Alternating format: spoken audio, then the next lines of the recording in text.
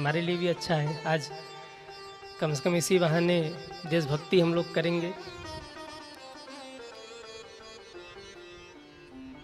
कहाँ थे हम लोग?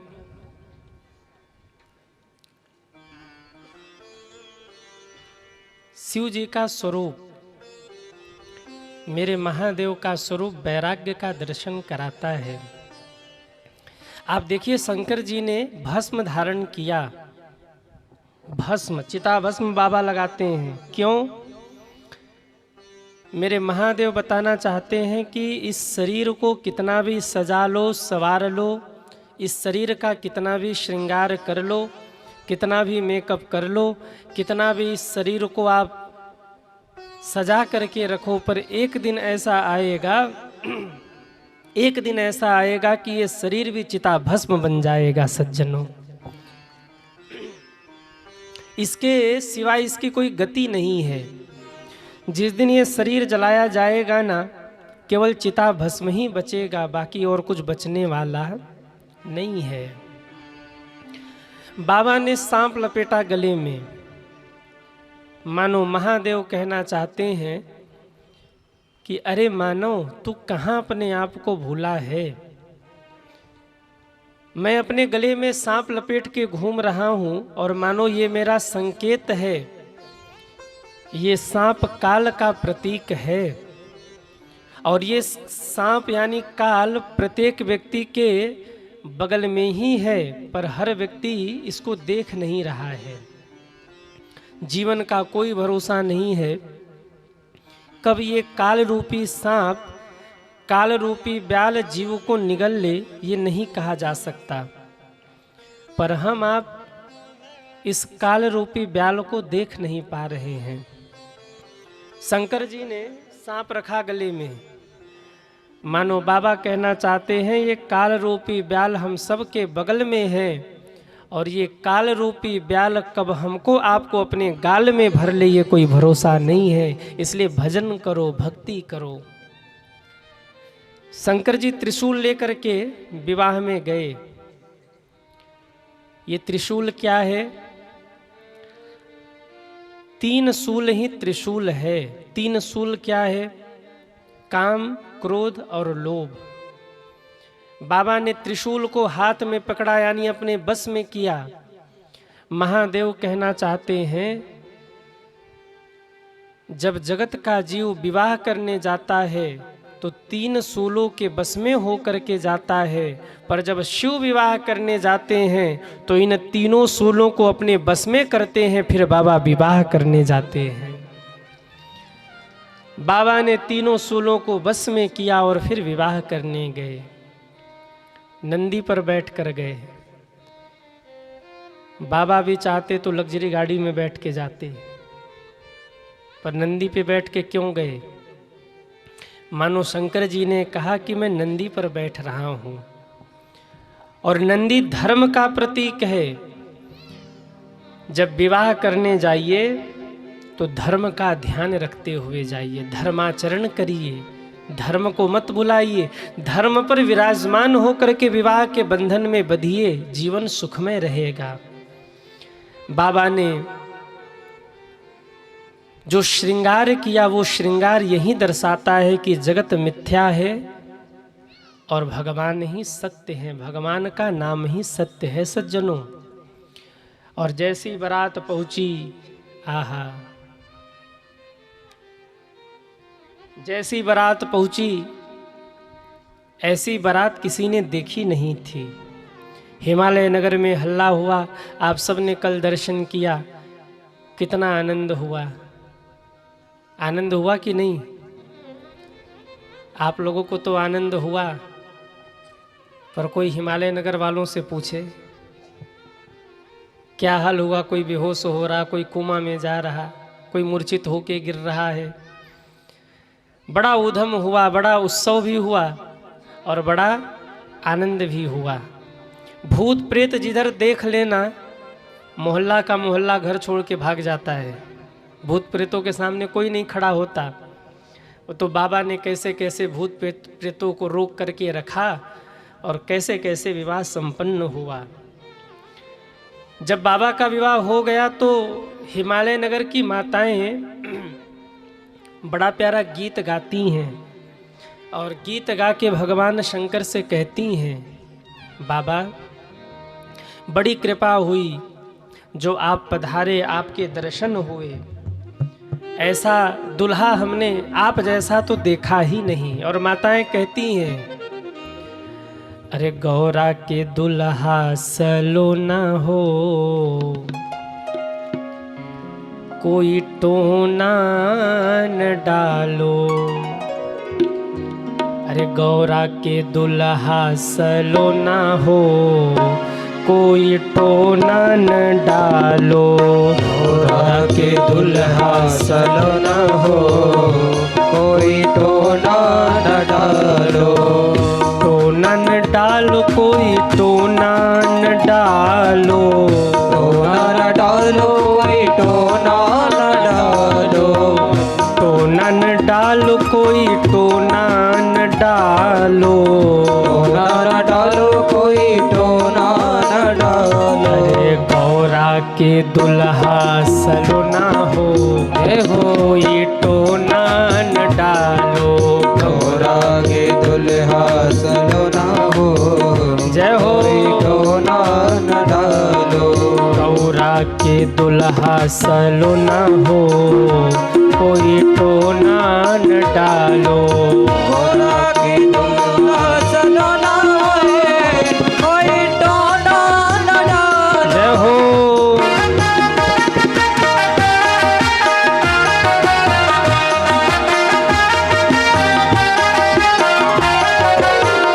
कुंद इंद शंख और कपूर ऐसन देहिया। इन शंख और कपूर इस देहिया। शंकर जी कैसे हैं? कर्पूर गौरम करुणावतारम, कर्पूर के समान गौर रंग के हैं। हिमालय नगर की माताएं कहती हैं, कुंद इंद शंख और कपूर ऐसे देहिया।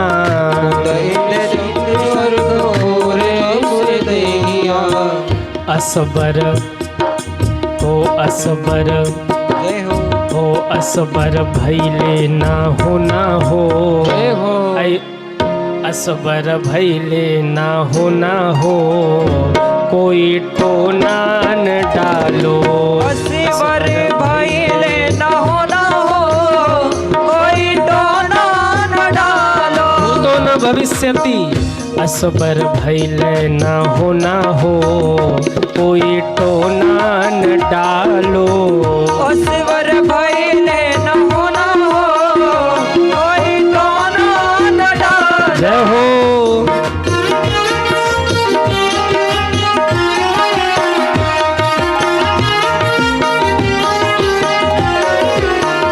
गौरा के बियाह देख जियरा जुड़ैले।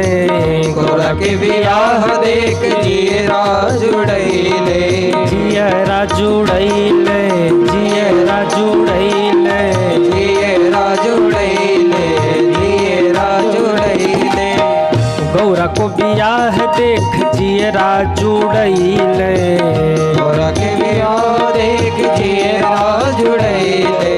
जियरा जुड़ैले का मतलब समझ रहे हैं ना आप लोग? भोजपुरी भाषा है। शांति मिली है आत्मा को, हृदय को बड़ी शांति मिली है विवाह देख करके। लेकिन एक शर्त है, माताएं कह रही हैं, हृदय को शांति तो मिली है पर जल्दी से बारात विदा करो, नहीं तो जितनी शांति मिले उतनी अशांति भी मिलेगी अगर भूत प्रेत रुक गए तो। हो गौरा के बियाह देख जियरा जुड़ैले। गौरा के बियाह देख जियरा जुड़ैले।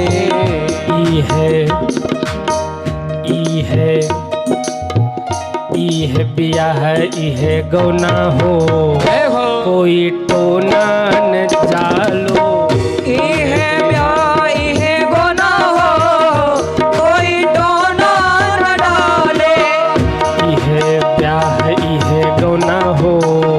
कोई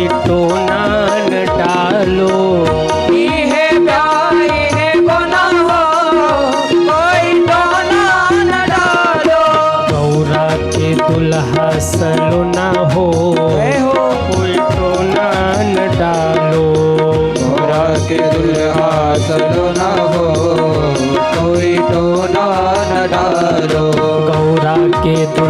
सलो न हो, कोई टोना न डालो।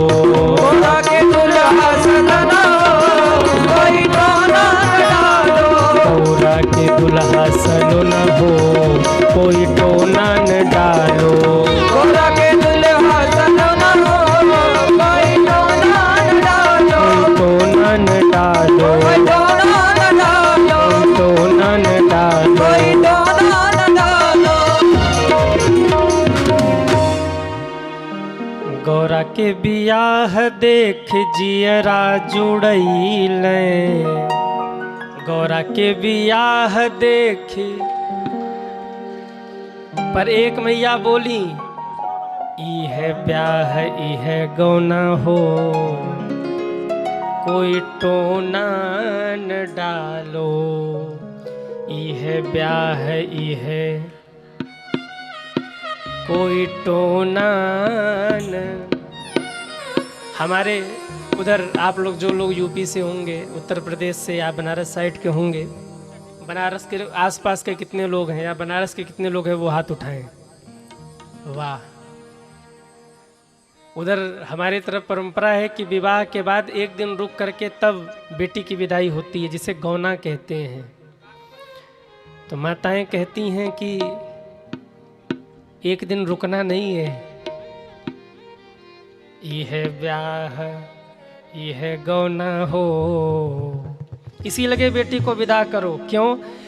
एक दिन रुक गए तो कल फिर बाबा जाएं, आज कल जाएंगे और फिर परसों रुक करके फिर आएंगे, और जब बाबा आएंगे तो उनके साथ पूरी जमात आएगी भूत प्रेतों की।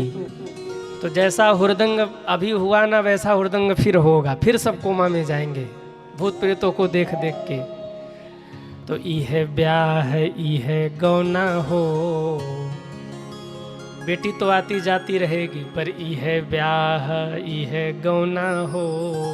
दामाद जी को विदा कर दो, कोई टोना न डालो। बोल शंकर भगवान की जय हो। राम जी अपने ससुराल में 6 महीने तक रुके रहे, पर शंकर जी को रोकने की किसी की हिम्मत ही नहीं हुई। राम जी अपने विवाह में जब गए जनकपुर, तो कहते हैं कि 6 महीने तक बारात रुकी रही, पर शंकर जी के बारात को देखकर हिमालय नगर के वासी कहते, अरे राम राम, जल्दी भगाओ बारातियों को। भूत प्रेत भी परम विचित्र विचित्र है ना, नाच ही गाँव ही परम तरंगी भूत सब नाचते गाते उत्सव में सम्मिलित हुए थे। बारात भोजन करने बैठी, स्थिति ये हो गई कि परसने वाले परस के जा नहीं रहे हैं, इधर खाना खत्म, थाली खाली। परसने वाले परेशान हो गए, हिमालय राज से बोले, महाराज हम नहीं खिला पाएंगे बारातियों को, जितने भूत प्रेत है ना, हम इधर पर अभी पूड़ी वाला उधर गया नहीं कि इधर पूड़ी खाली। फिर पहले वाले, अरे पूड़ी ले आओ, सब्जी ले आओ, रायता ले आओ, मिठाई ले आओ। अब बेचारे एक लाइन पूरा करते नहीं, फिर दूसरी लाइन, और दूसरी पंक्ति वाले कह रहे हमारी तरफ आओ, नहीं मार डालेंगे तुम्हें।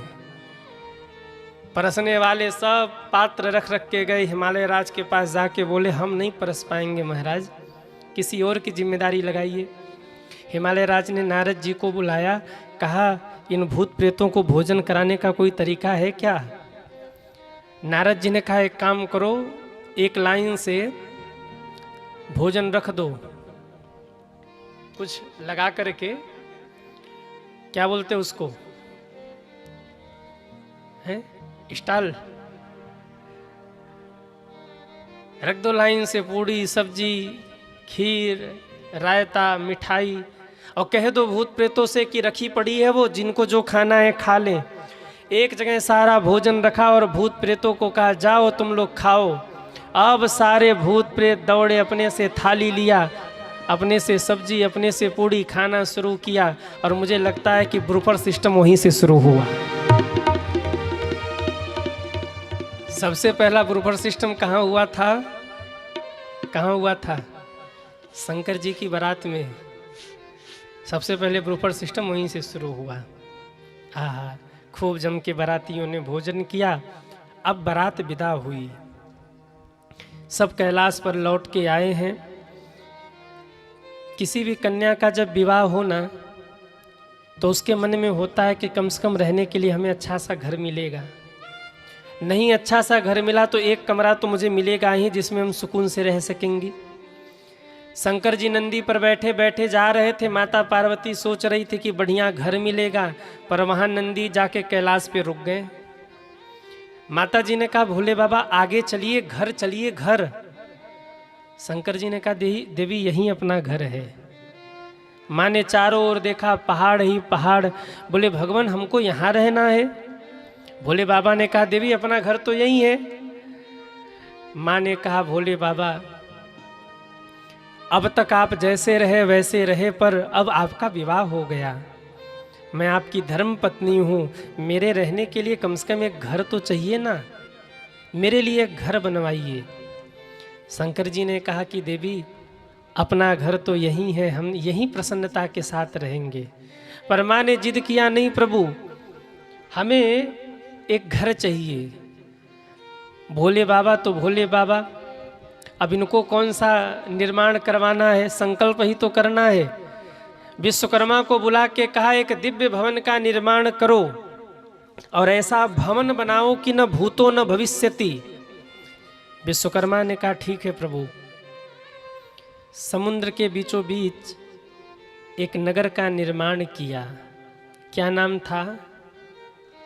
जग विख्यात नाम तेहि लंका। माता जी को कहा माता जी आपका घर बन के तैयार है, वो देखिए चमचमा रहा है, सोने का घर, सोने की लंका,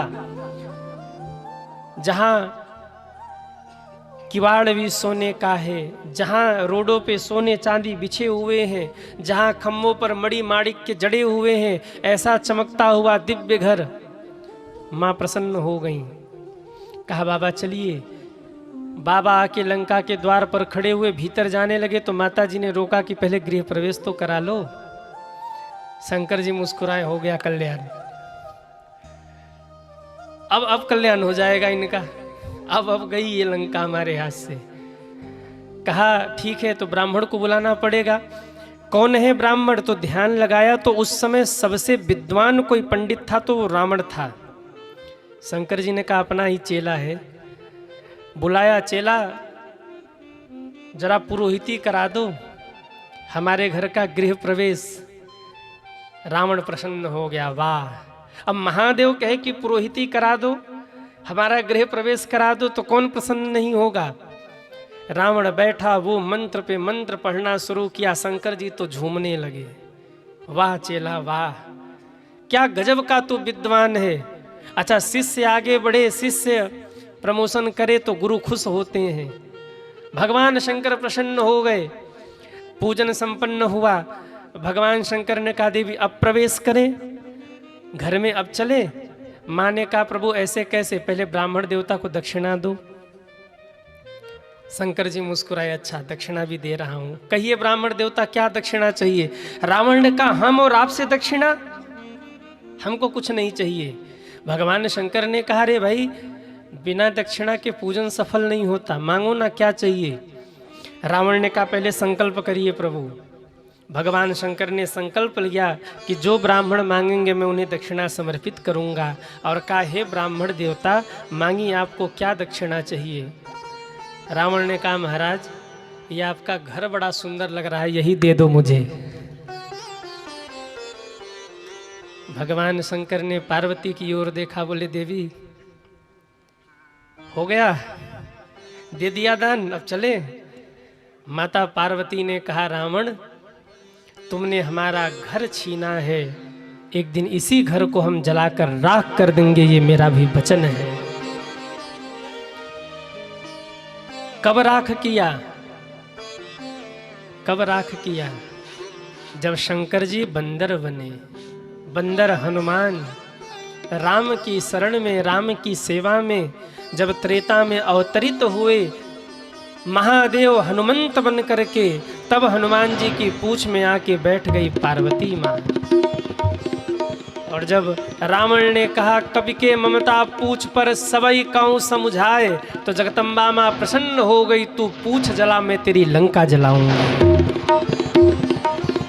पूछ में सक्रिय हो गई, जगत जननी जगदम्बा माँ। और जब पूछ में आग लगाई गई, उलटी पलटी लंका सब जारी, उलटी पलटी लंका सब जारी, कूद परा पुनि सिंधु मझारी, कूद परा पुनि सिंधु मझारी।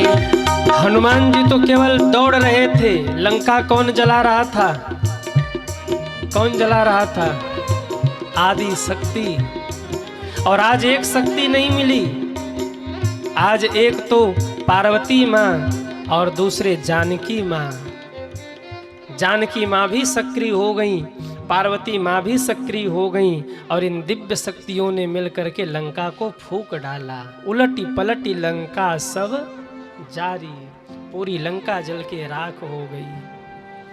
शंकर जी लौट के कैलाश पे आए, पार्वती जी से कहा कि देवी हमने तो पहले ही कहा था कि हमारा अपना कैलाश ही बढ़िया है, अब बताओ फिर दूसरा घर बनवाए? माता पार्वती ने कहा प्रभु हम संतोष कर लेंगे, अब ना चाहिए घर, हमारी इच्छा पूरी हो गई। एक घर वो भी चेला मांग ले गया, इसलिए हमारी कुटिया तो आप बस यहीं बना दो। आहा, शंकर जी ने भूत प्रेतों को आदेश किया एक कुटिया का निर्माण करो पार्वती के लिए। भूत प्रेतों ने लग करके एक दिव्य कुटिया का निर्माण किया। ज्यादा भूत प्रेत न बुलाओ, डर लग रहा है। भूत प्रेतों ने मिलकर एक दिव्य कुटिया का निर्माण किया है। और एक बड़ा प्यारा भाव हम कई बार गाते रहते हैं, हमारे बनारस की माताएं ये गीत गाती हैं। शंकर जी ने आज कुटिया का निर्माण किया। अरे पर्वत पर कुटिया बनाई रे, भोले बाबा तुमने। किसने कुटिया बनाई? अरे बोलो ना। पर्वत पर कुटिया बनाई रे, भोले बाबा तुमने। पर्वत पर कुटिया बनाई रे, भोले बाबा तुमने। सावन में कुटिया छवाई रे, भोले बाबा तुमने। सावन में कुटिया छवाई रे, भोले बाबा तुमने। बाबा तुमने, भोले बाबा तुमने। बाबा तुमने, बाबा तुमने। सावन में कुटिया छवाई रे, भोले बाबा तुमने। सावन में कुटिया छवाई रे, भोले बाबा तुमने। जरा उठाइए दोनों हाथों को, हरि बोल।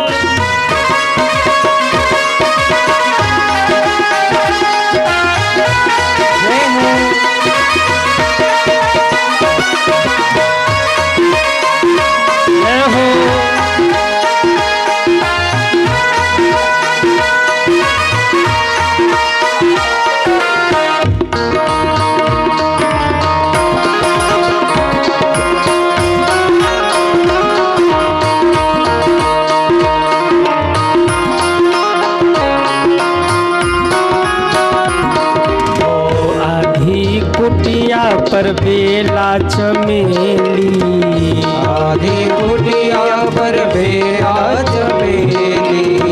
आधी कुटिया पर बेला चमेली। आधी कुटिया पर बेला चमेली। आधी में भंगिया बुआई रे, भोले बाबा तुमने।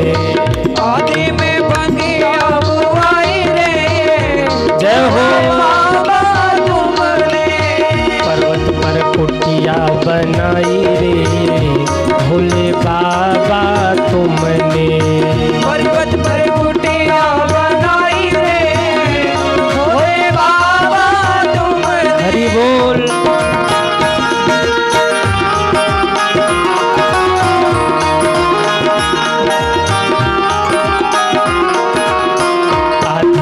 कुटिया में चंदा और सूरज, आधी कुटिया में चंदा और सूर्य चंद्रमा आ गए, बोले बाबा हम भी यहीं रहेंगे। बाबा ने कहा जाओ।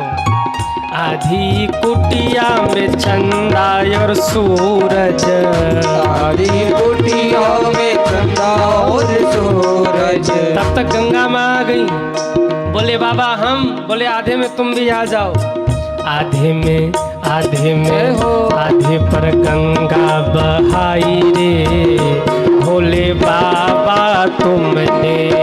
आधे में गंगा बहाई रे, भोले बाबा तुमने। पर्वत पर कुटिया बनाई रे, भोले बाबा तुमने।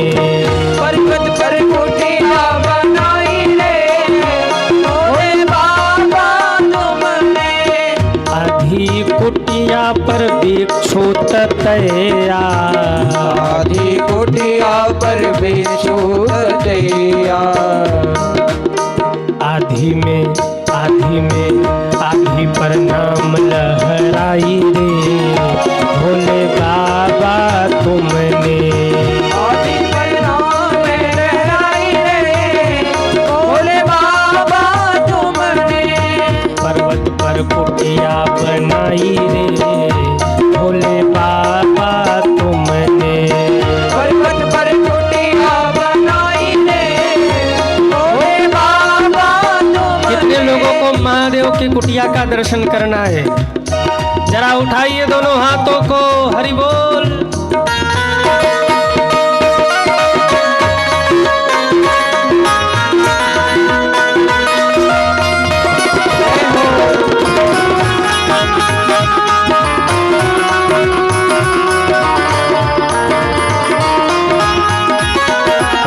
जय हो।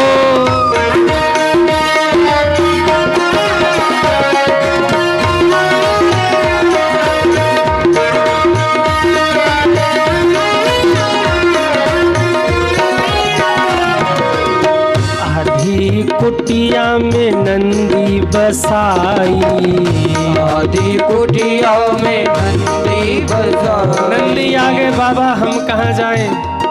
आजा आजा तू भी आजा, बैठ बैठ। माता पार्वती रुष्ट हो गई। हाँ बिठा लो सबको, और जो मिले ना सब भूत प्रेत डाकनी पिशाचनी सबको बुलाइए, बिठाओ। हम जा रहे, बाहर बैठ रहे। शंकर जी ने कहा रे देवी नाराज मत हो, आ जाओ आप आ जाओ। आधी में गौरा बिठाई रे, भोले बाबा तुमने। आधी में गौरा बैठाई रे, भोले बाबा तुमने। पर्वत पर कुटिया बनाई रे, भोले बाबा तुमने। पर्वत पर कुटिया बनाई रे, भोले बाबा तुमने। और ऋषि मुनि आ गए, बोले बाबा हम रहेंगे। शंकर जी ने कहा आ जाओ इधर बैठो। आधी कुटिया में ऋषि मुनि गढ़ है, आधी कुटिया में ऋषि मुनि गढ़ है। आधी कुटिया में ऋषि मुनि गढ़ है। आधी कुटिया में ऋषि मुनि गढ़ है। आधी में अर्जी लगाई रे, भोले बाबा तुमने। आधी में अर्जी लगाई रे, भोले बाबा तुमने। एक बार सभी दोनों हाथ ऊपर करिए और बिल्कुल आनंद के साथ। पर्वत पर कुटिया बनाई रे, भोले बाबा तुमने। पर्वत पर कुटिया बनाई रे, भोले बाबा तुमने। पर्वत पर कुटिया बनाई रे, भोले बाबा तुमने। पर्वत पर कुटिया बनाई रे, भोले बाबा तुमने। बाबा तुमने, भोले बाबा तुमने। भोले बाबा तुमने। भोले बाबा तुमने। अरे पर्वत पर कुटिया बनाई रे, भोले बाबा तुमने। किसने कुटिया बनाई? पर्वत पे कुटिया बनाई रे। अरे जरा गा के सुनाओ शंकर जी को। आधी कुटिया में बेला चमेली, वाह। आधी पर भंगिया बुआई रे भोले बाबा, पर्वत पर कुटिया, वाह। अरे भाइयों आप भी तो गा लो, केवल माताएं गा रही हैं और ये इसलिए गा रही कि ये रोज गाती रहती हैं। आधी कुटिया में नंदी बसाई, आके बैठ गए नंदी जी। अब आधी कुटिया बच गई, शंकर जी ने कहा देवी अब आके विराजो। आहा, आधी में गौरा बसाई रे बोले, ओ सावन में कुटिया छवाई रे भोले बाबा तुमने, भोले बाबा। बोलिए शंकर भगवान की जय हो। मेरे महादेव ऐसे हैं जिनके यहाँ सबका ठिकाना है। सब आकर बाबा की कुटिया में रहते हैं बड़े मंगलमय ढंग से। कुछ दिन व्यतीत हुए, सारे देवता धीरे धीरे अपने अपने धाम को चले गए। एक दिन माँ ने हाथ जोड़कर पूछा, हे महादेव कृपा करके मुझे राम कथा सुनाइए। कौन पूछ रहा? कहिए कौन पूछ रहा? माँ पूछ रही हैं। मेरे भोले बाबा नाचने लगे। क्यों? आज मेरी पार्वती ने मुझसे राम कथा पूछा है। मेरे राम को याद कर रही है पार्वती, ये जान करके भोले बाबा नाचने लगे, भाव में डूब गए। पार्वती तुम मेरे राम को याद कर रही हो? पूर्व जन्म में तो इन्हीं राम का अपराध बना था। बोले प्रभु क्षमा करिए, बीच में रोक रही हूं। पूर्व जन्म में सती थी, इस जन्म में पार्वती हैं। पूर्व जन्म में जो आपके सन्मुख थी वो संशय थी, पर इस जन्म में आपके सन्मुख जो आपकी दासी खड़ी है श्रद्धा है। मेरी श्रद्धा पर, मेरी निष्ठा पर संदेह मत करिए। मैं राम के बारे में इसीलिए पूछ रही हूँ कि पूर्व जन्म में जो मुझसे अपराध बना था वो अपराध मुझसे अब न बने, इसलिए मुझे राम कथा सुनाइए। लोग कहते हैं कथा सुनने से क्या मिलता है। आपसे कोई भी प्रश्न करे ना कि कथा सुनने से क्या मिलता है, तो उनको कहना कि कथा सुनने से क्या नहीं मिलता है। आप लोगों को कुछ मिला है कि नहीं कथा सुन के? आज 5वां दिन है, 4 दिन से आप कथा सुन रहे हैं, कुछ मिला है कि नहीं? अरे हाँ या ना? कितने लोगों को कुछ न कुछ मिला है वो हाथ उठाए। वाह।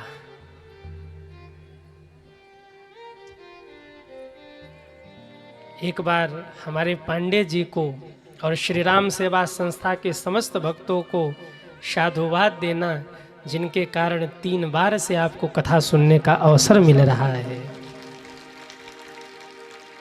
मिला है आप लोगों को कुछ? बहुत कुछ मिला होगा, पर हमें भी तो मिला है। हमें क्या मिला बताएं कि रहने दे? आपकी तो पता नहीं, पर हमें बहुत कुछ मिला। क्या मिला? पूछो। नहीं बताएंगे। पूछो क्या मिला? जितने शांति से आप लोग हमें बैठ के 3 घंटे सुन रहे हैं, क्या घर में किसी को सुनते हैं? कोई बोले तो मार के खोपड़ी फोड़ देंगे। बोले चुप कर, बड़ा आया ज्ञान बखारने।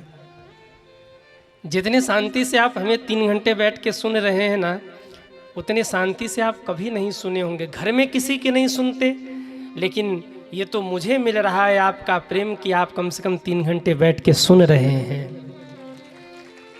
और मैं सत्य बताऊं, 4 दिन कथा बीत गई, 4 और आज 5वां दिन है। इस 5 दिनों की कथा में मैंने एक बार भी नहीं कहा कि आप शांति से बैठ के कथा सुनो। इससे बड़ी उपलब्धि और मुझे क्या मिली होगी बताओ आप जरा। और क्या मिली होगी उपलब्धि? 5वां दिन है और इस 5 दिन की कथा में मैं एक बार, मैं वही सोच रहा था पांडे जी, आज सोच रहा था मैं, 5वां दिन है और मैं एक बार भी नहीं बोला कि आप लोग शांति से बैठ के कथा सुनिए। आप इतने भाव से, मुझे तो लग रहा है कि भाई पांडाल का प्रमोशन हुआ है, आप लोगों का भी प्रमोशन हुआ है इस बार। पिछली बार तो मैं कभी एक आध बार बीच में कह भी जाता था कि जरा शांति बनाओ, पर इस बार की कथा में रिकॉर्ड है कि 5 दिन की कथा में आज 5वां, एक बार भी मैं व्यासपीठ से नहीं बोला कि आप शांति से कथा सुनो। बस मैं ये देख रहा हूँ कि आप जो आ रहा है, जहाँ जगह मिल रहा वहीं बैठ करके बस भाव से कथा सुने जा रहे हैं। और कहीं ना कहीं मैं यहाँ से देख रहा हूँ कि आप सबके मन में ये भाव है कि हम और कथा सुने और कथा सुने।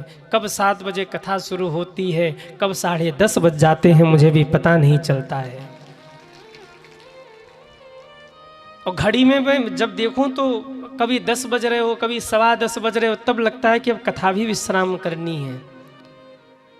और ये दर्शा रहा है कि महादेव के प्रति आपका प्रेम बहुत है, प्रेम बहुत है बाबा के प्रति। बोलिए शंकर भगवान की जय। शंकर जी भावुक हो गए, राम कथा सुनाया। और सज्जनों, एक दिन माँ ने कहा प्रभु हमें योग सिखाइए। जगत जननी पूछ रही है, शिव महापुराण में है, माँ सीधे प्रश्न करती बाबा मुझे योग सिखाइए, आप योग योगेश्वर हैं। शिव जी ने कहा समय आने दो। एक दिन शिव और शिवा नौका में घूम रहे हैं सरोवर में, और शंकर जी ने योग सिखाना प्रारंभ किया है। बाबा ने हाथ फटकारा, और जैसे ही बाबा ने हाथ फटकारा, बाबा के हाथ की भस्मी उड़ गई आकाश में। उड़ करके वो भस्मी तालाब में गिरी है। एक मछली जल पी रही थी, उसने भस्मी को पी लिया है, और उसी से मक्षेंद्रनाथ जी महाराज का प्रागट्य हो गया।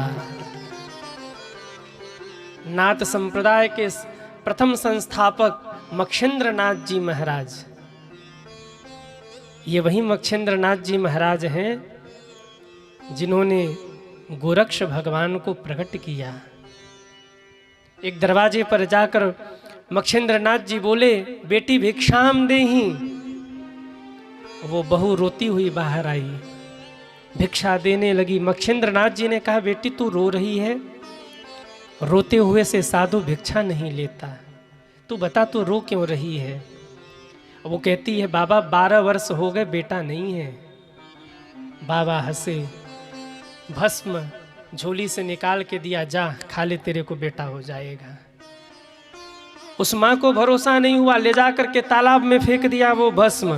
फिर 12 वर्ष बीत गए, फिर बाबा आए, मक्षेंद्रनाथ ने आवाज लगाया बेटी भिक्षाम देही। 12 वर्ष बाद फिर वो बहू आई, निकलकर रोती हुई आई सामने। बाबा ने कहा अब क्यों रो रही है, अब तो बेटा 12 वर्ष का हो गया होगा। रोने लगी, बाबा कहाँ 12 वर्ष का बेटा, मैंने तो वो भस्म ले जाके तालाब में फेंक दिया था। अच्छा तो बेटी वो भस्म बेकार तो नहीं गया होगा, चल मेरे साथ। जाके आवाज लगाया बेटा गोरक्ष प्रकट हो जा। डमरू बजाते हुए गोरक्ष भगवान प्रकट हो गए। बोलिए गोरक्ष भगवान की जय हो। गोरखपुर में स्थापना हुई है। हमारे योगी बाबा वहीं के हैं ना, आजकल बड़ी चर्चा है बाबा जी की, जहां देखो वहीं बुलडोजर घुमा दे रहे हैं। खैर राजनीति से मत जोड़ना इसे, मैं राजनीतिक व्यक्ति नहीं हूं, और ना ही मैं प्रयास करता हूं कि राजनीति में मेरा कोई हस्तक्षेप हो, क्योंकि राजनीति धर्म से है, धर्म राजनीति से नहीं है। राजनीति धर्म से है, ये धर्म पीठ है। लेकिन फिर भी जो वो पीठ है वो महादेव के द्वारा पीठ प्रकट हुआ। गोरक्ष भगवान और फिर मक्षेंद्रनाथ जी महाराज और फिर गोरक्ष पीठ, और फिर वही परंपरा चली आ रही। योगी बाबा लोग घूम रहे उसी पीठ के अनुयायी हैं। साधारण नहीं थे मक्षेंद्रनाथ जी। एक बार माँ को कहा जगदम्बा को भोजन कराओ मुझे भूख लगी है। माँ ने ज्योति जलाई, चूल्हा जलाया माँ ने। मक्षेंद्रनाथ जी ने कहा भी आता हूँ। फकीर आदमी गए लौट के आए ही नहीं, ज्वाला देवी में आज भी वो ज्वाला जल रही है।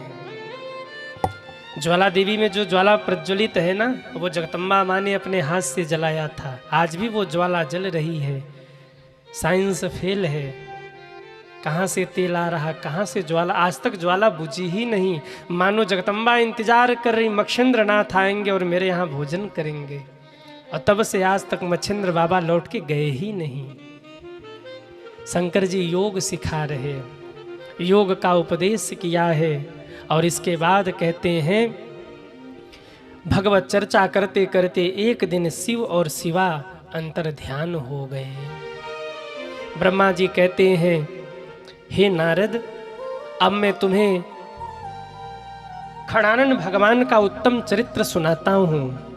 चरितम शृणु वश्यामि शशिमौलेस्तु नारदः, गुह जन्म कथाम दिव्याम तारकासुर सध्वधम। सुनिए कैसे तारकासुर का वध हुआ और कार्तिकेय भगवान का प्रागट्य हुआ। श्रूयताम कथयाम मध्य कथाम पाप प्रणाशिनीम, याम श्रुत्वा सर्व पापेभ्यो मुच्यते मानवो ध्रुवम।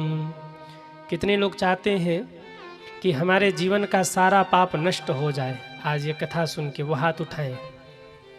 जो चाहते कि हमारे सारे पाप आज नष्ट हो जाएं, वो हाथ उठाएं। वाह, मतलब पाप किया है। बड़े भोले भाले आप लोग स्वीकार करते हो। पापी तो हम सभी हैं। अगर पापी नहीं होते तो भगवान धरती पर भेजते ही क्यों? किसी न किसी जन्म का पाप भोगने के लिए ही हम लोग आए हैं। अगर पापी नहीं होते तो भगवान नहीं भेजते, अपने धाम में ही रख लेते। पर थोड़ा देखो, यहाँ जितने लोग बैठे ना, सब ने बड़े पुण्य किए हैं, पर मुझे क्षमा करना, पाप भी किए हैं। हम हो या आप हो, हम सब के सब ने पाप किए हैं। तभी भगवान ने मानव बना के भेजा है कि जा, कथा होगी, कथा सुन के भक्ति करना, और थोड़ा सा जो पाप रह गया ना, जिसके लिए धरती पर मैं तुझे भेज रहा हूँ, उसे निपटा करके आना। फिर मैं तुझे अपनी शरण में ले लूँगा, अपने धाम में ले लूँगा। फिर नहीं भेजूँगा तुम्हें, अपना निज परिकर बना लूँगा। तो भगवान ने हम सभी को थोड़ा सा जो रह गया था वही काटने के लिए भेजा है।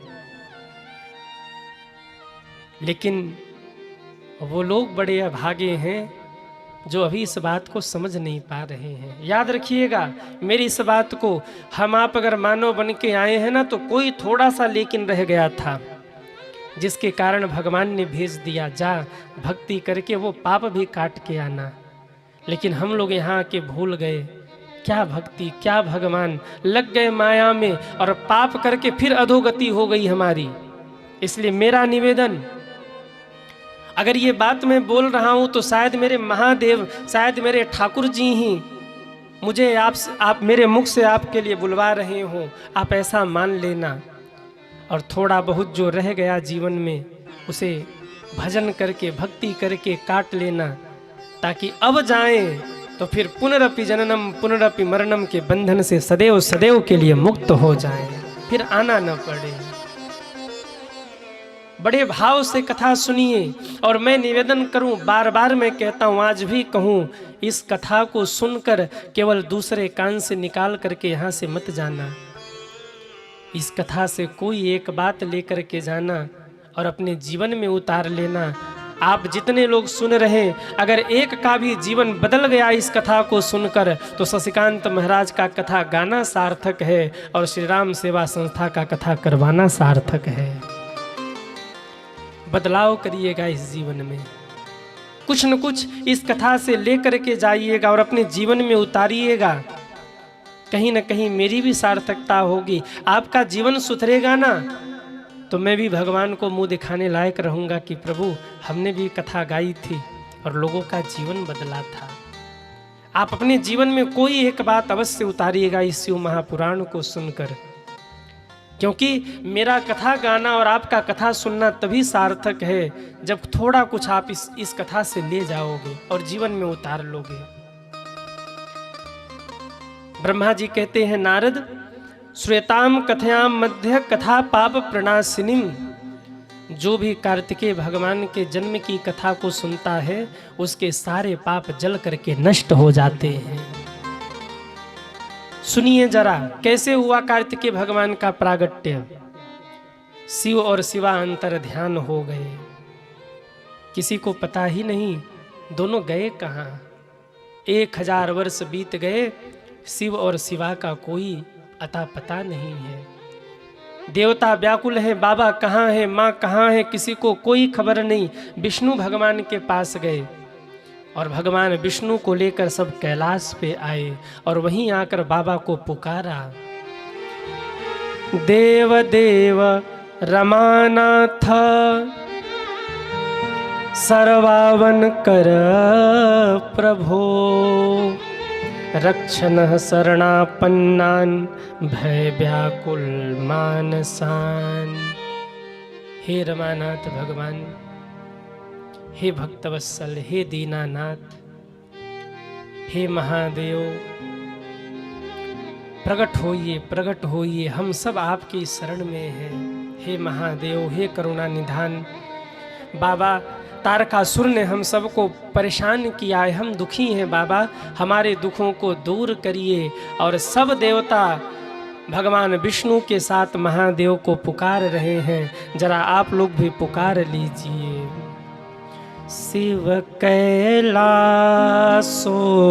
के वासी, धौली धारो के राजा, संकर संकट हरना,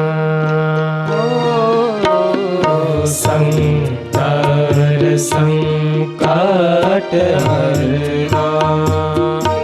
शिव कैलासो के वासी, धौली धारो के राजा, संकर संकट हरना। भोले बाबा संकर संकट हरना। सब तालियां बजाते हुए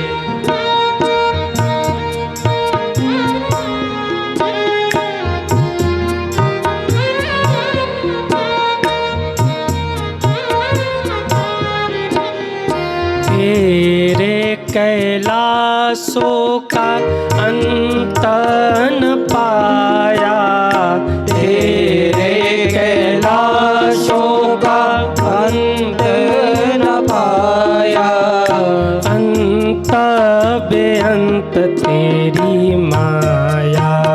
ओ भोले बाबा, अंत बेअंत तेरी माया।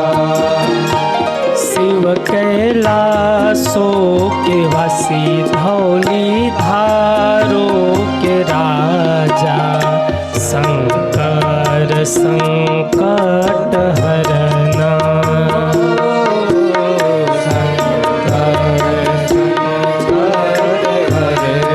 हरि बोल।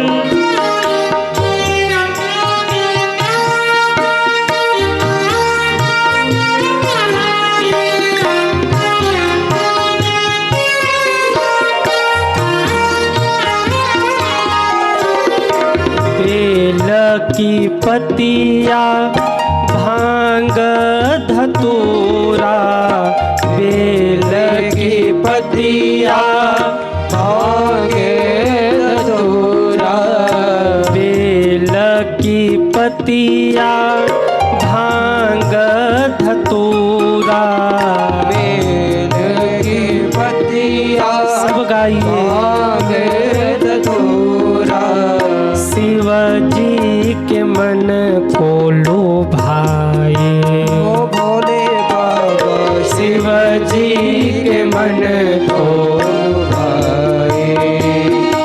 शिव कैलाशो के वासी, धौली धारो के राजा, संकर संकट हरना। भोले बाबा संकर संकट हरना। हरि बोल।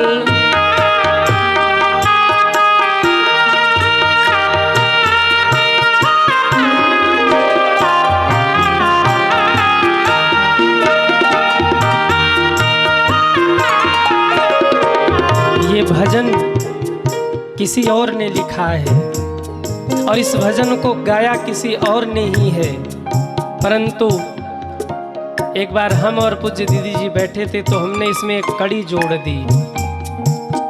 काशी के वासी शिव को मनाए, काशी के वासी शिव को मनाए, काशी के वासी शिव को मनाए, काशी के वासी शिव को मनाए, चरणों में शीस झुकाए, ओ भोले बाबा चरणों में शीश झुकाए, शिव कैलाशों के वासी धौली धारों के राजा, शंकर संकट हरना, ओ भोले बाबा शंकर संकट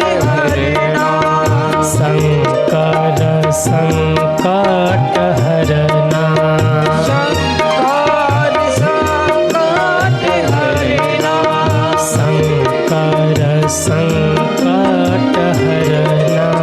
शंकर संकट हरना, काशी के वासी शिव को मनाए, काशी के वासी चरणों में शीस झुकाए, ओ भोले बाबा चरणों में शीस, शिव कैलाशों के वासी धौली धारों के राजा, शंकर। सारे देवताओं ने पुकारा, हे महादेव प्रकट होइए बाबा, आप नहीं आएंगे तो हम देवताओं की रक्षा कौन करेगा। और कहते हैं जब बार बार देवताओं ने पुकारा तो महादेव प्रकट हो गए, और प्रकट जैसे हुए देवताओं ने हाथ जोड़ लिया, देव देव महादेव करुणा सागर प्रभो, अंतर्यामी ही सर्वेशाम सर्वजानासि शंकरम। हे महादेव, हे करुणावतार, हे दीनबंधु, हे भक्तवत्सल, हे महादेव, हे भूतनाथ, हमारी रक्षा करिए प्रभु। हमने क्यों आपको पुकारा है, आप हमारे मनोरथ को जानते हैं बाबा। सर्वजानासि शंकरम, आपसे कुछ छिपा नहीं है। तारकासुर हम सबको परेशान कर रहा, रक्षा करिए। शंकर जी ने इशारा किया, बस मैं जानता हूं तुम लोगों ने हमें क्यों बुलाया है।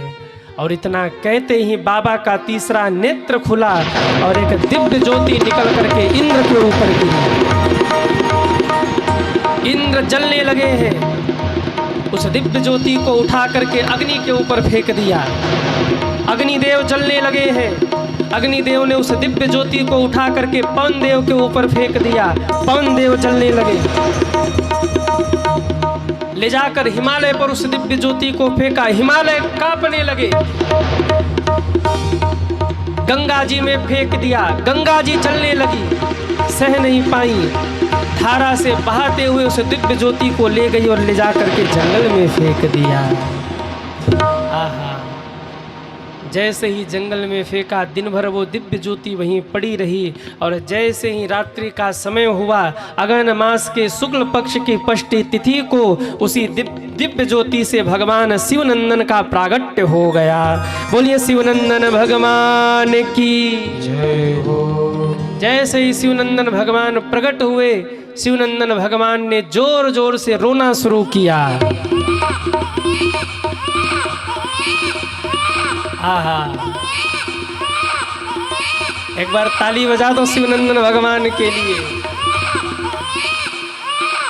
शिवनंदन भगवान जोर से रोए, उधर शिवनंदन भगवान रोए और इधर माता पार्वती व्याकुल हो गई। शंकर जी ने कहा देवी क्या हो गया? माँ घबरा रही है, व्याकुल हो रही हैं, कहती हैं प्रभु ऐसा लग रहा है कि मुझे कोई पुकार रहा है, ऐसा लग रहा है कि मुझे कोई याद कर रहा है। शंकर जी समझ गए अब लीला आगे बढ़ रही है ना, लेकिन उधर बच्चा रो रहा है, उधर माँ व्याकुल हो रही है। आहा, ये माँ का हृदय है। भगवान ने न जाने कौन सा सिग्नल फिट किया है माँ के भीतर। बच्चे को भूख लगी हो ना, माँ देख के पहचान जाती है भूखा है। बच्चा रो रहा हो, कोई कहे नजर लगी है, कोई कहेगा कि इसको बुखार है, पर माँ दूर से देखेगी कहेगी भूखा है, अभी चुप हो जाएगा।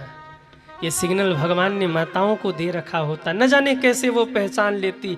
बच्चे को कितनी भूख है माँ समझ जाती है, इतना तक माँ को अनुमान होता है। एक रोटी खाएगा कि 2 रोटी खाएगा, उसका चेहरा देख के बता देगी ये कितना भूखा है। और इसीलिए माँ माँ होती है। माँ के समान इस संसार में कौन होगा? माँ माँ है सज्जनों।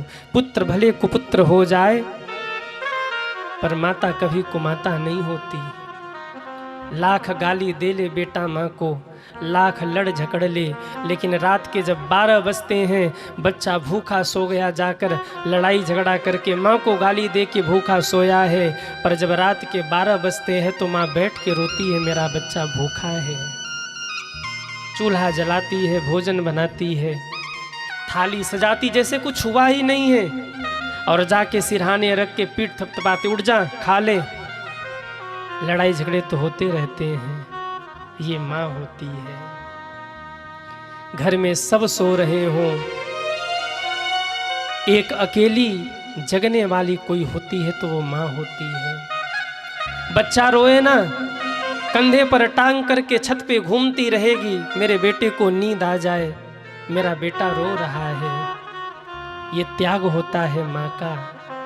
और वहीं बच्चे जब बड़े होते हैं तो माँ से कहते हैं माँ तूने हमारे लिए किया ही क्या है।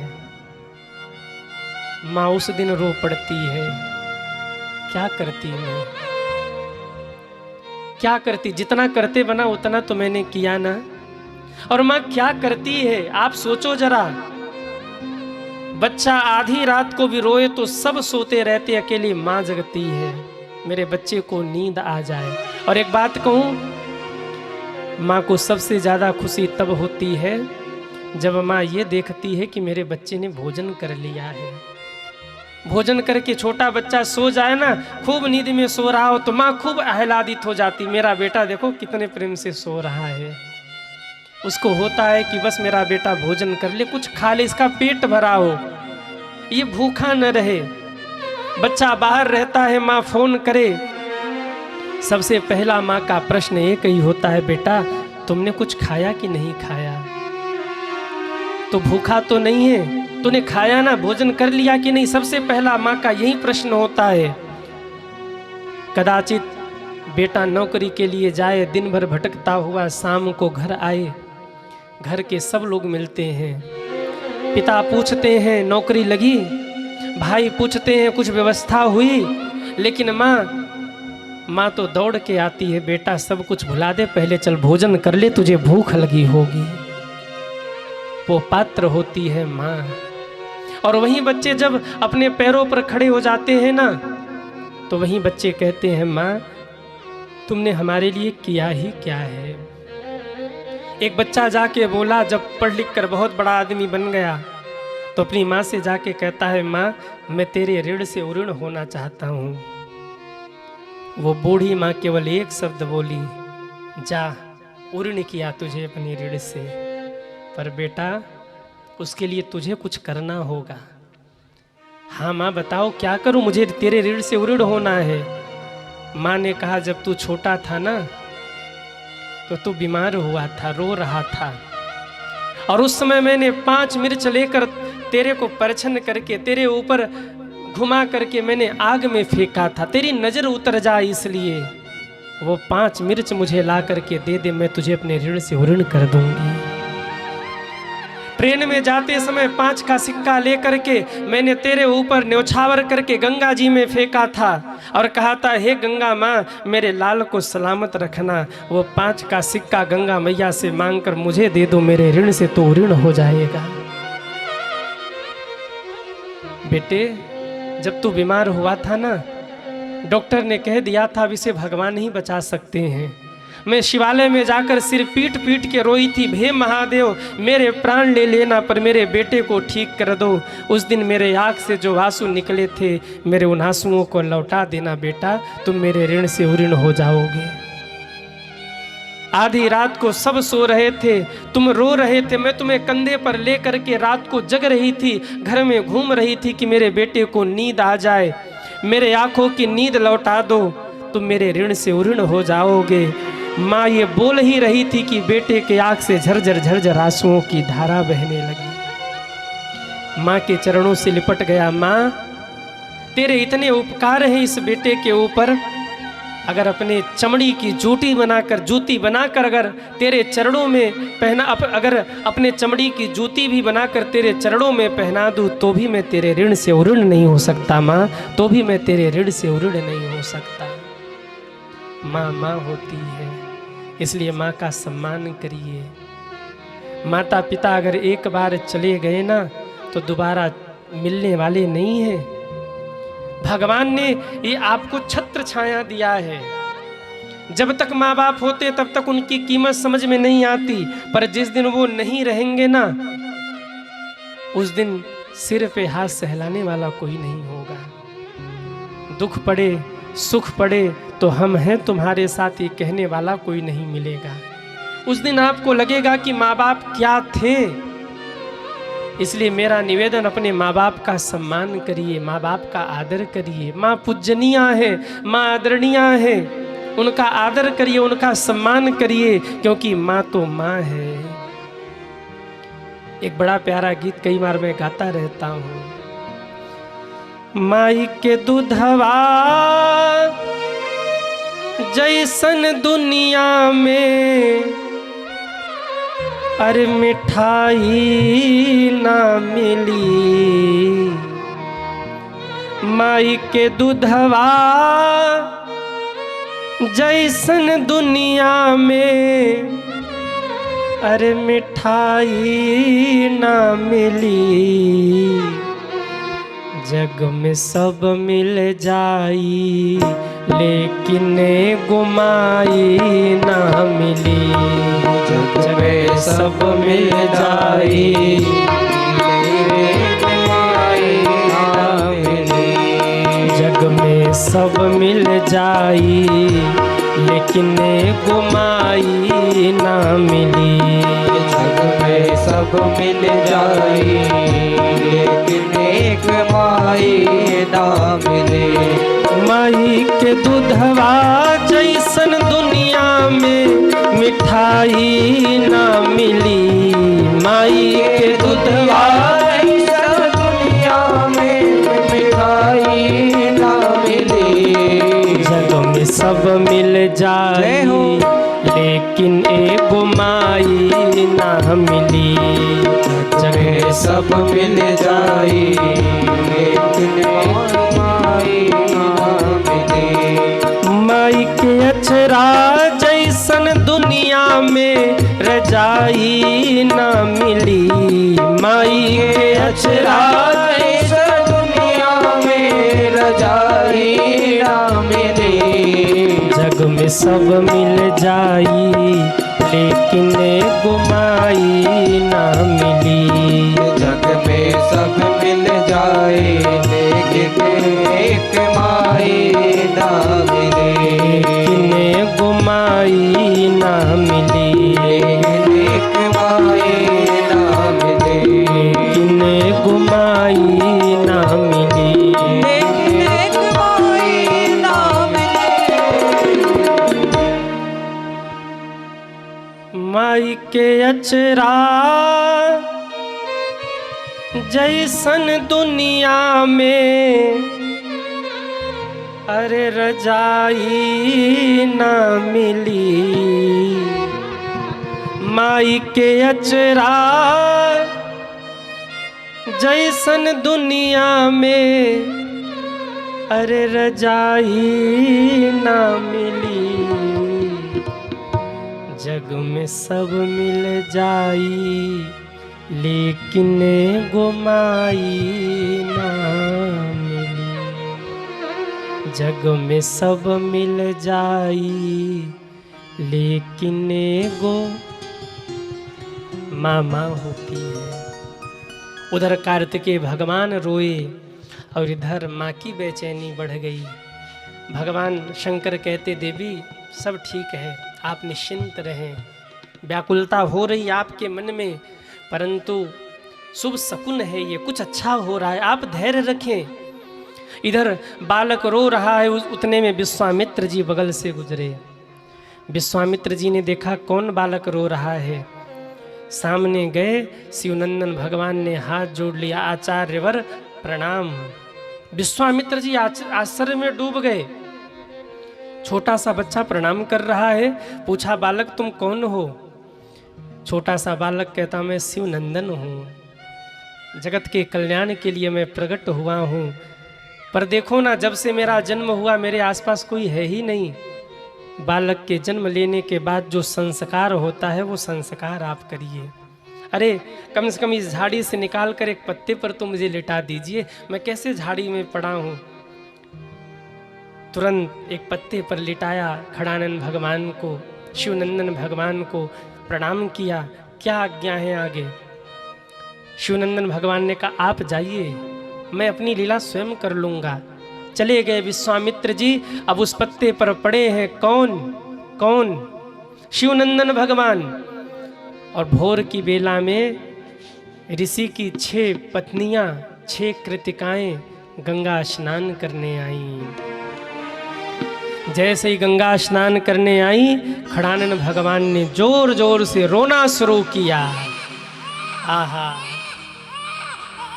जैसे ही खड़ानंद भगवान रोए, कृतिकाएं सोचने लगी इस घनघोर जंगल में बालक कहाँ रो रहा है। दौड़ लगाया तो जाकर देखा एक पत्ते पर शिवनंदन भगवान लेटे रो रहे हैं। इतना सुंदर बालक! आहा! 6 कृतिकाएं आपस में झगड़ा करने लगी।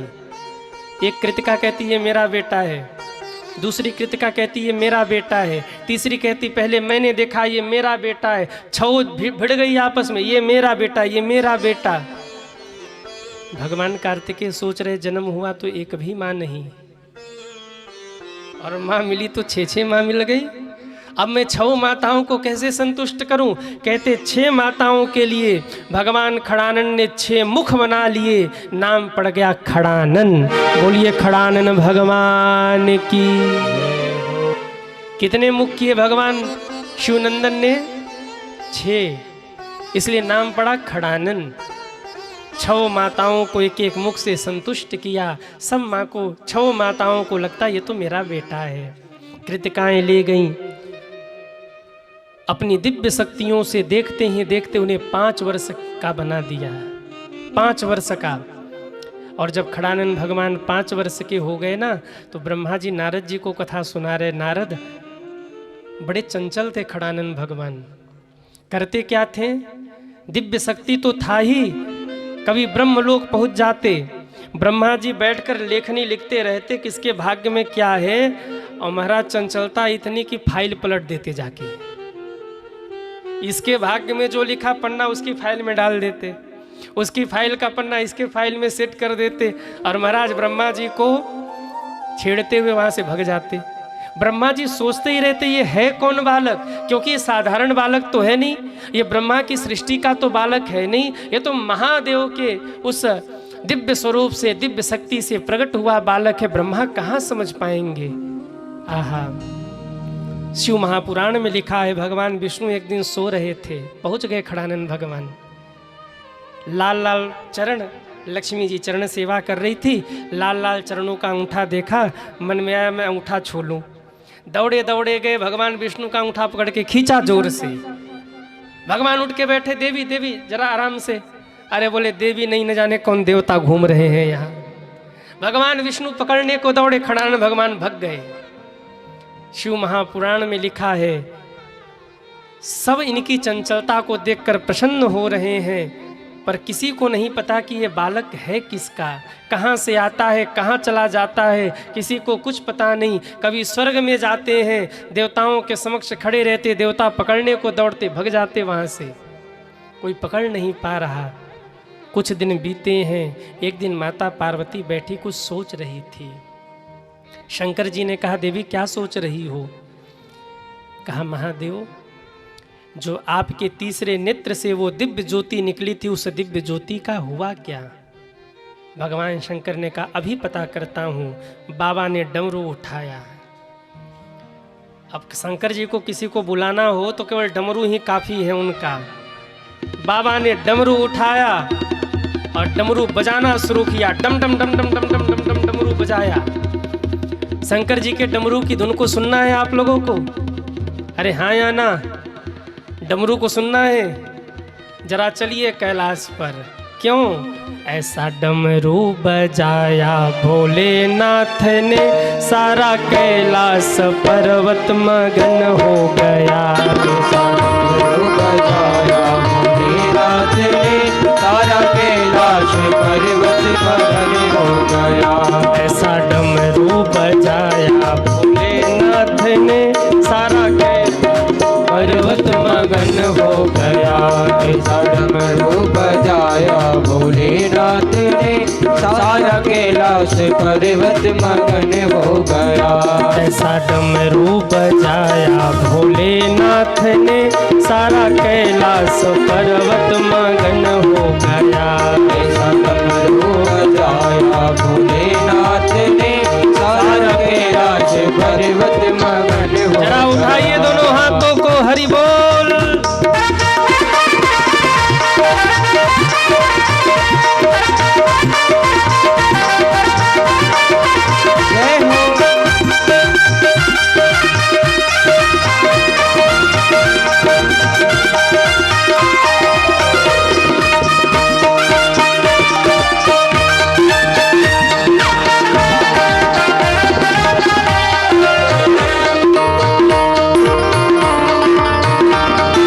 जय हो।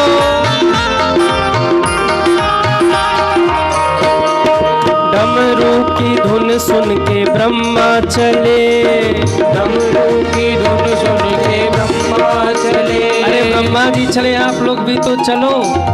कहाँ कहाँ चलना है? अरे जोर से बोलो। हाँ हाँ, डमरू की धुन सुन के ब्रह्मा चले। ओ डमरू की धुन सुन के ब्रह्मा चले। हाँ हाँ, ब्रह्मा चले, आज विष्णु चले। ओ ब्रह्मा चले, आज विष्णु चले। मैया लक्ष्मी का, मैया लक्ष्मी का, मैया लक्ष्मी का मन भी मगन हो गया। सारा कैलाश पर्वत मगन हो गया। मैया लक्ष्मी का मन भी मगन हो गया। सारा कैलाश पर्वत मगन हो गया। जिनके जिनके भी पैर थिरक रहे हो ना, अरे भाई खड़े होकर एक ठुमके लगा लो। हरि बोल।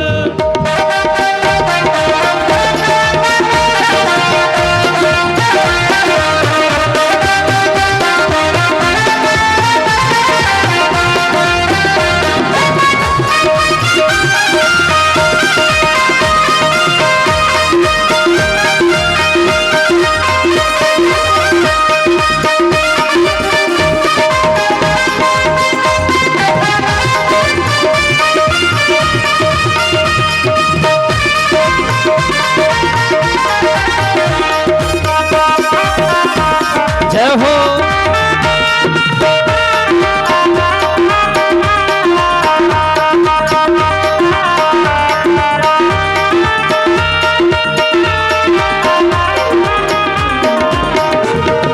डमरू की धुन सुन के गंगा चले।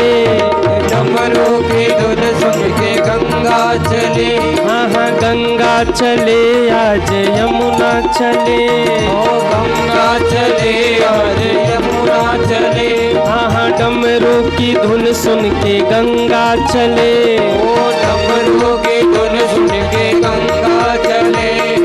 गंगा चले वहाँ यमुना चले, गंगा चले वहाँ यमुना चले, बाबा नारद का, बाबा नारद का, बाबा नारद का मन भी मगन हो गया, सारा कैलाश पर्वत मगन हो गया। बाबा नारद का मन में मगन हो गया, जय हो। कैलाश पर्वत मगन हो गया। ऐसा डमरू बजाया भोलेनाथ ने, सारा कैलाश पर्वत मगन हो गया। डमरू बजाया भोलेनाथ ने, सारा कैलाश पर्वत मगन हो गया। डम डम बाजे डमरू बाजे, डम डम बाजे डमरू, बाजे डमरू बाजे, बाजे डमरू, हाँ हाँ डम डम बाजे डमरू बाजे, डम डम बाजे डमरू, ओ डम डम बाजे डमरू बाजे, डम डम बाजे डमरू, हाँ हाँ डम डम बाजे डमरू बाजे, डम डम बाजे डमरू, डम डम बाजे डमरू बाजे, डम डम बाजे डमरू। ऐसा डमरू बजाया भोलेनाथ ने, सारा कैलाश पर्वत मगन हो गया। ऐसा डमरू बजाया भोलेनाथ ने, सारा कैलाश पर्वत मगन हो गया। एक बार सभी दोनों हाथ ऊपर करिए पीछे तक, 1 2 3 4। ऐसा डमरू बजाया भोलेनाथ ने, सारा कैलाश पर्वत मगन हो गया। ऐसा डमरू बजाया भोलेनाथ ने, सारा कैलाश पर्वत मगन हो गया। ऐसा डमरू बजाया भोलेनाथ ने, सारा कैलाश पर्वत मगन हो गया। सारा कैलाश पर्वत मगन हो गया। सारा कैलाश पर्वत मगन हो गया। सारा कैलाश पर्वत मगन हो गया। हर हर महादेव, हर हर महादेव, हर हर महादेव, हर हर महादेव, हर हर महादेव, हर हर महादेव, हर हर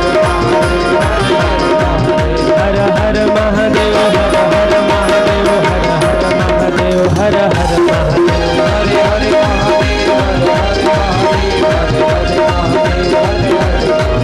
हर हर महादेव, हर हर महादेव। हर हरे महादेव, हर हर महादेव। दुख हर, ताप हर, पाप हर, संताप हर, हर हर हर हर महादेव। बोले शंकर भगवान की जय हो। ऐसा डमरू बजाया भोलेनाथ ने, सारा कैलाश पर्वत मगन। सारे देवता आ गए, महादेव क्या आज्ञा है। शंकर जी ने कहा एक बात बताओ, इंद्र कहाँ है। इंद्र सामने आए, हाँ महाराज कहिए। भगवान कहते जो दिव्य ज्योति मेरे तीसरे नेत्र से निकल के तुम्हारे ऊपर गिरी थी, वो दिव्य ज्योति कहाँ गई। इंद्र ने कहा मैंने तो अग्नि के ऊपर फेंक दिया था। अग्नि, हाँ भगवान कहाँ है दिव्य ज्योति। मैंने तो पवन देव के ऊपर फेंक दिया था। पवन देव से पूछा गया, पवन देव ने कहा मैंने तो हिमालय के ऊपर फेंक दिया। हिमालय से पूछा तो कहा मैंने तो गंगा जी में फेंक दिया। गंगा जी से पूछा, कहा मैंने तो जंगल में फेंक दिया। अब कौन बताए। कहीं कोई घटना हो जाए तो सीसीटीवी लोग खंगालते हैं, खंगालते हैं कि नहीं। इस दुनिया के सबसे बड़े सीसीटीवी कौन है बताइए। जो सुबह 5:30 बजे उदित होते हैं और शाम को 5:30-6 बजे अस्त हो जाते हैं।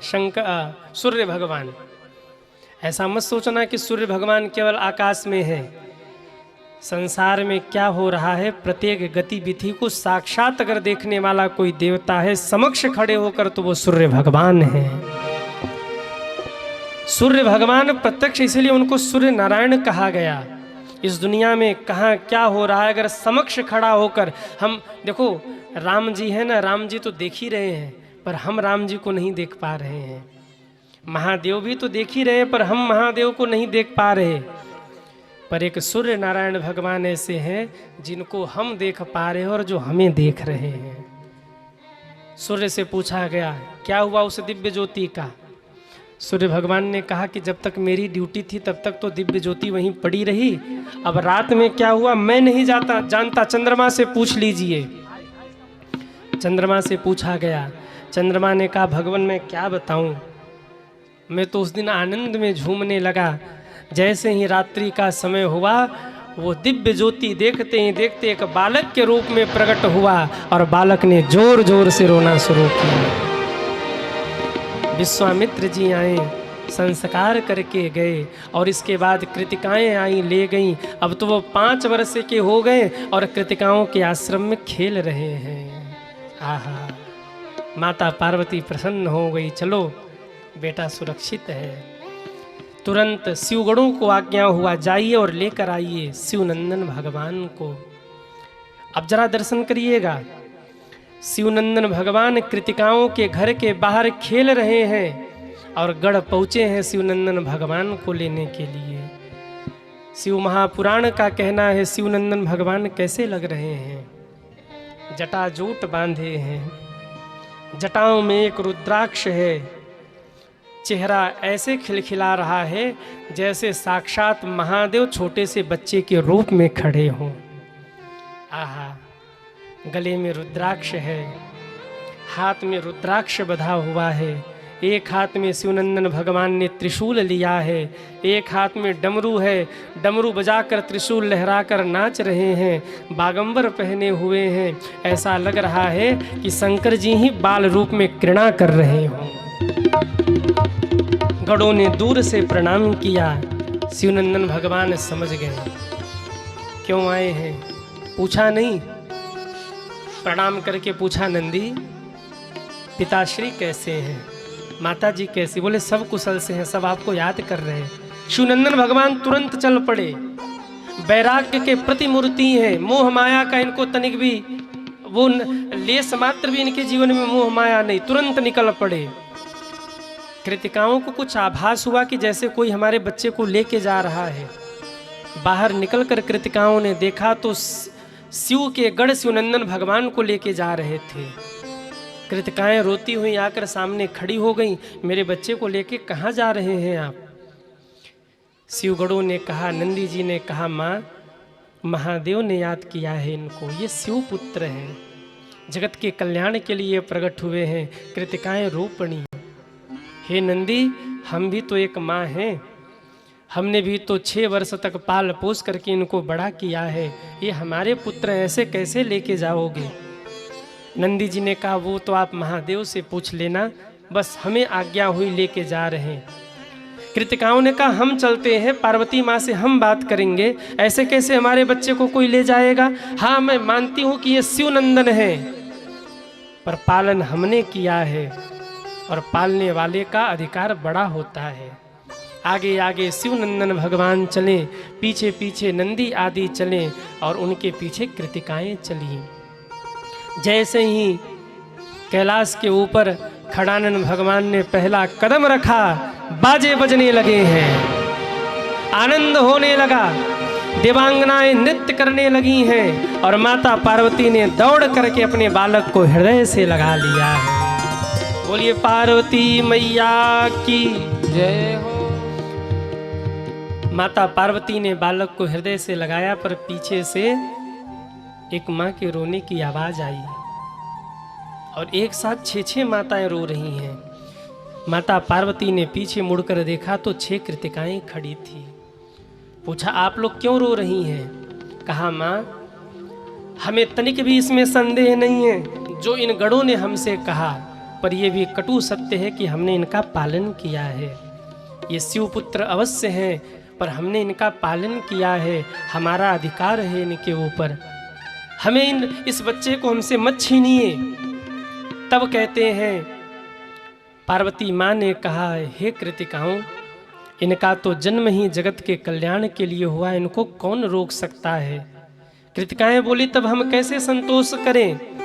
माता पार्वती कहती हैं भले ही ये शिवपुत्र हैं, पर हे कृतिकाओं, आज हम आपको वचन देते हैं, ये शिवनंदन बाद में कहे जाएंगे, आपके पुत्र पहले कहे जाएंगे। आपका नाम कृतिका है और आज से इनका नाम आपके नाम पर कार्तिकेय होगा। इनको लोग कार्तिकेय के नाम से जानेंगे, आपके नाम पर इनका नाम होगा। बोलिए कार्तिकेय भगवान की जय हो। कृतिकाओं को संतोष हुआ, कृतिकाएं चली गई। अब इधर स्वागत होने लगा कार्तिकेय भगवान का। दिव्य सारे देवताओं ने प्रकट हो करके कार्तिकेय भगवान की स्तुति की है। विष्णु भगवान ने सुदर्शन चक्र का तेज प्रदान किया कार्तिकेय भगवान को। ब्रह्मा जी ने अनेक अस्त्र शस्त्र से उन्हें सुसज्जित कर दिया। इंद्र ने वज्र की शक्ति दे दी। विश्वकर्मा भगवान ने एक दिव्य सिंहासन बना दिया, जिस पे भगवान विष्णु ने कार्तिकेय भगवान को बिठा दिया। सारे देवताओं ने कार्तिकेय भगवान को अपनी अपनी शक्ति प्रदान की है। और सारी शक्तियों को जब एकत्रित एक स्थान पर सारी शक्तियां मिलके कार्तिकेय भगवान से जा मिली, तब कहते हैं देवताओं ने महादेव से निवेदन किया, बाबा अब आज्ञा करिए कार्तिकेय को कि चल करके वो तारकासुर से युद्ध करे और उसका अंत करे। दिव्य शक्तियों के भंडार कार्तिकेय भगवान सामने बैठे थे। भगवान शंकर ने कहा, पुत्र जाओ और युद्ध करो। और जैसे ही पिताश्री की आज्ञा को प्राप्त करके उठे हैं कार्तिकेय भगवान, मृदंग बजने लगे, बाजे बजने लगे, नगाड़े बजने लगे, युद्ध की घोषणा हो गई। सारे देवता अपने अपने रथ पर सुसज्जित हो गए। उधर तारकासुर को सूचना मिली युद्ध होने वाला है, उसने अपनी सेना तैयार कर ली। युद्ध खंड का आरंभ हो गया। सारे देवता हरा हरा दौड़े हैं युद्ध करने के लिए। उधर से तारकासुर दौड़ा है। जितने भी कार्तिकेय भगवान के पीछे देवता खड़े हैं, सब कह रहे हैं, बोलिए शंकर भगवान की जय हो। और उधर से तारकासुर वाले कह रहे, बोलिए तारकासुर महाराज की। देखो कुछ तो सतर्क थे महाराज कि गड़बड़ हो सकता है, रावण महाराज की जगह तारकासुर महाराज हो सकता है। और कुछ तो इतनी मस्ती में डूबे थे कि जय हो। किसकी जय हो? तारकासुर महाराज की। तारकासुर की टीम वाले बैठे हैं क्या? अच्छा बताओ कितने लोग तारकासुर की टीम के हाथ उठाओ। अरे राम राम, सुधर गए आप लोग, सतर्क हो गए कि महाराज अब मिस्टेक नहीं करना। तो यहाँ जितने बैठे हैं सब शंकर जी के टीम के हैं। बोलिए शंकर भगवान की। दुमदुमियाँ बजने लगी हैं, बाजे बजने लगे, युद्ध प्रारंभ हुआ। और कहते सबसे पहले वीरभद्र जी कूदे हैं युद्ध के मैदान में। वीरभद्र जी कौन है? कौन है वीरभद्र? शिव जी के ही स्वरूप कहे जाते हैं। जब जब कोई भयंकर युद्ध करना होता है तब तब सबसे पहले महादेव वीरभद्र को आगे करते हैं। भयंकर युद्ध होने लगा, कई दिनों तक युद्ध चला। युद्ध करते करते एक बाण छोड़ा है, तारकासुर ने आकर वीरभद्र को लगा। वीरभद्र जी मूर्छित हो गए। जैसे वीरभद्र मूर्छित हुए इंद्र कूद पड़े। इंद्र आदि देवताओं को तो ऐसा मारा है तारकासुर ने कि जा जा के सब दूर गिरे। तब भगवान विष्णु कूदे युद्ध के मैदान में। सावधान तारकासुर, अपना सुदर्शन छोड़ा है। शिव महापुराण में लिखा है कि तारकासुर ने सुदर्शन को पकड़ा है और धरती पर धम्म से। अब आप सोचिए तारकासुर कितना भयंकर रहा होगा। भगवान विष्णु के सुदर्शन चक्र को जब धरती पर पटक दिया तब नहीं रहा गया, खड़ानंद भगवान से खड़े हो गए हो।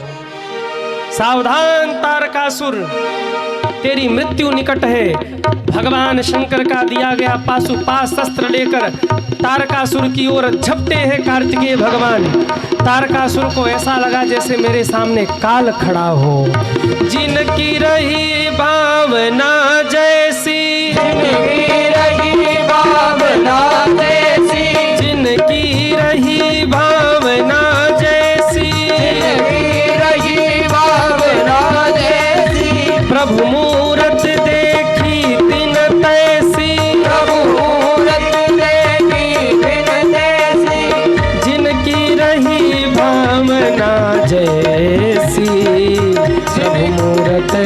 देखी दिन तैसी, प्रभु मूरत देखी दिन तैसी। तारकासुर को लगा जैसे सामने काल खड़ा हो। आज कार्तिकेय भगवान ने पाशुपाश अस्त्र उठाया है, धरती कांपने लगी है। देवताओं के यहाँ आनंद होने लगा और दैत्यों के आप सगुन होने लगा। जितनी भी दैत्य पत्नियां थी सबके हाथों की चूड़ियां तड़ तड़ करके फूटने लगी हैं। तारकासुर के घर में रखी मूर्तियां रोने लगी हैं। दीपक स्वयं से बुझने लगा है। तारकासुर देखते ही कांपने लगा है खड़ानंद भगवान को, और खड़ानंद भगवान ने भगवान शिव का ध्यान करके जो पाशुपाश अस्त्र मारा है, तारकासुर धम्म से धरती पर गिरा और प्राण निकल लगे। बोलिए तारकासुर मर्दन भगवान की जय हो। मर गया तारकासुर? अरे हाँ या ना? अरे जोर से बोलो। जाने दो, अच्छा वो मर गया, पापी था। पर कार्तिकेय भगवान के लिए ताली तो बजा दो एक बार। आहा, मर गया तारकासुर। सारे देवता प्रसन्न हो गए। कार्तिकेय भगवान को कंधे पर बिठा लिया और सब नाचते गाते महादेव के पास आए। बाबा, आज हमारी बिगड़ी हुई किस्मत बन गई। बिगड़ी किस्मत को बनाता कौन बनाता है? भोला भंडारी मेरा, भोला भंडारी मेरा, भोला भंडारी मेरा